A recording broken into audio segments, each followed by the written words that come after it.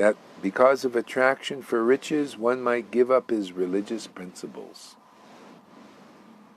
Well, actually, that's what they think in, well, people, property, when you're, even as a Brahmin, there's still absorption in this I, me, and mine.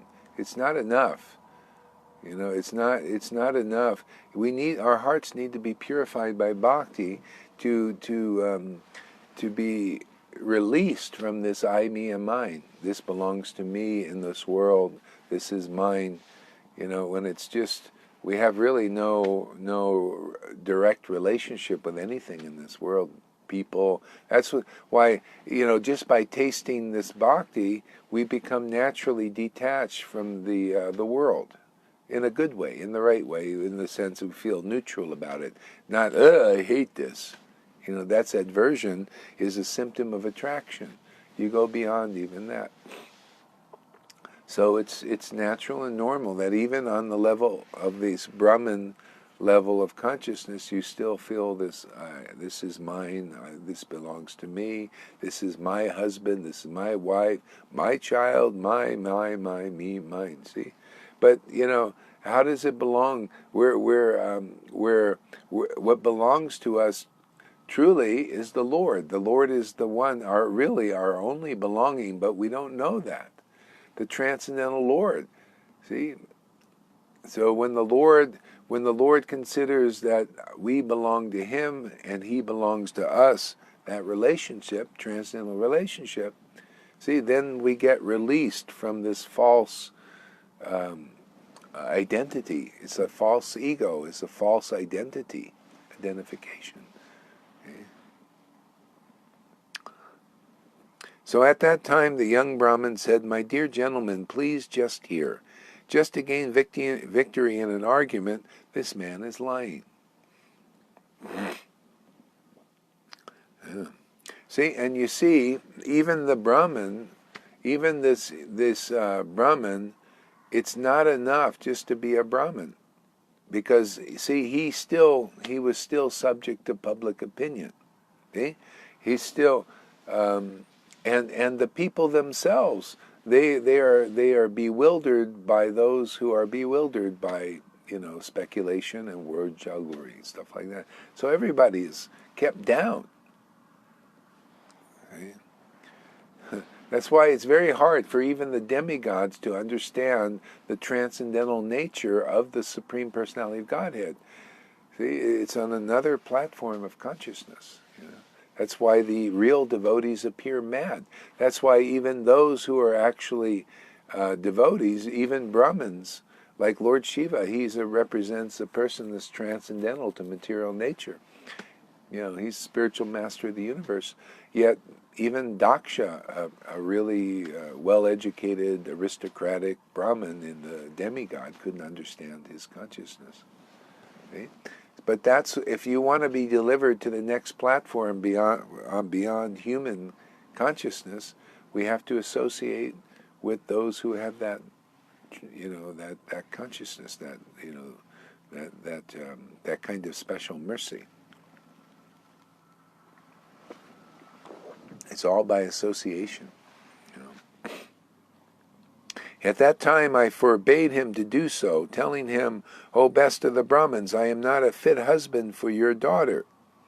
Whereas you are a learned scholar, a rich man, belonging to an aristocratic family, I am a poor man, uneducated, with no claim to aristocracy."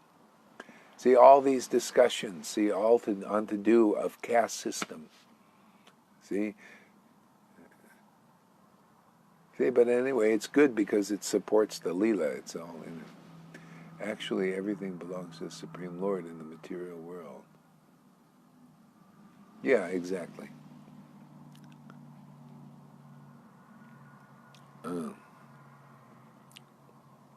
Still, this Brahmin insisted. Again and again he asked me to accept his proposal, saying, "I have given you my daughter, please accept her."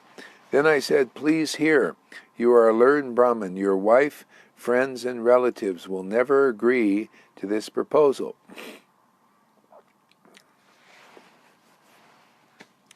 My dear sir, you will not be able to fulfill your promise. Your promise will be broken. Yet again, the Brahmana emphasized his promise. I have offered you my daughter. Do not hesitate. She is my daughter, and I shall give her to you. Who can forbid me? At that time, I concentrated my mind and requested the Brahmana to make the promise before the Gopal deity. Then this gentleman said in front of the Gopal deity, My dear Lord, please bear witness, I have offered my daughter to this Brahmin in charity. Accepting the Gopal deity as my witness, I then submitted the following at his lotus feet. If this Brahmana later hesitates to give me his daughter, my dear Lord, I shall call upon you as a witness. Please note this with great care and attention. Thus I have called upon a great personality in this transaction. I have asked the Supreme Personality of Godhead to be my witness. The entire world accepts the words of the Supreme Personality of Godhead. Taking this opportunity, the elderly Brahmin, the entire world accepts the words of the Supreme Personality of Godhead. I love that statement. So deep, actually. See, the entire world accepts it, but not everybody knows the word. They don't understand the words of the Supreme Personality of Godhead. See, that's why Jesus, he looked at the Pharisees and said, you don't understand the word in the Bible, the word of the Lord. You don't understand it, you speculate. See, because they're on a level of this, more or less, a Brahmin. They follow rules and they fast, and they're conscious only at that level. Still prone to speculation. But they accepted the words. But they don't understand the words. Okay? You see, even the whole word, it's like, I accept the word of the Supreme Lord. Prabhupada accepts the word of the Supreme Lord. See, his disciples accept the words of the Supreme Lord, right? But who's understanding those words? See, those who get the special mercy. People still understand the Bible, but those who have the real mercy of Jesus or his representatives now can understand something of the Bible. Understand, see, because you need that potency. See? That potency, all those who understand the words of the Supreme Lords have the transcendental potency manifested in them. They called it the Holy Spirit in Christianity, and in the Vedic viewpoint, it's called Bhakti Devi. It's the potency that makes all things known. See, it makes the words. You can begin to understand the words of the Supreme Lord. That's what's working here. People that have read the books 4 or 5 times, what are they saying? Now I'm understanding the words of the Supreme Lord. Okay? Better than they accepted them before, but they might have been trying to accept, people are laying on you these teachers in Brahmin level, at best, teachers, and then you've accepted the words, but did you understand them? Well, proof that you're understanding them now is when you make statements like, boy, I heard 4 or 5 times, I read 4 or 5 times these books and I heard from these different people. I still didn't understand like I understand now. See?